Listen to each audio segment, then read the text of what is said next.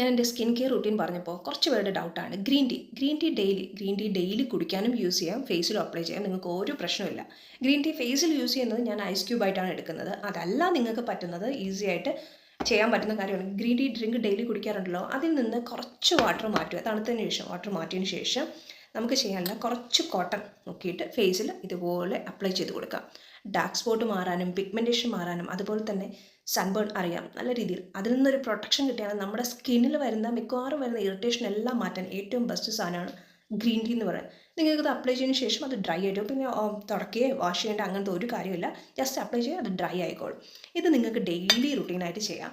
പിന്നെ ഞാൻ യൂസ് ചെയ്യുന്ന ഫ്ലേവർ ഏതാണെന്ന് ചോദിച്ചാൽ ഇത് വരുന്ന ഹണിയും ലെമണും കൂടി ചേർന്ന്. ഞാൻ ഗ്രീൻ ടീ ബാഗല്ല യൂസ് ചെയ്യുന്നത്, പൗഡറാണ് ഉപയോഗിക്കുന്നത്. ഉപയോഗിച്ച് വന്നപ്പോൾ എനിക്ക് അതാണ് കുറച്ച് നല്ലതായിട്ട്. ലിപ്റ്റൻ്റെയാണ് യൂസ് ചെയ്യുന്നത്. യൂസ് ചെയ്യൽ വെച്ചിട്ട് എനിക്ക് ബെസ്റ്റ് പ്രോഡക്റ്റ് ഇതായിട്ട് തോന്നി. കാരണം കുടിക്കാനായാലും ഫേസിൽ അപ്ലൈ ചെയ്യാനും യൂസ് ചെയ്യാൻ പറ്റുന്ന ഒരെണ്ണമാണ്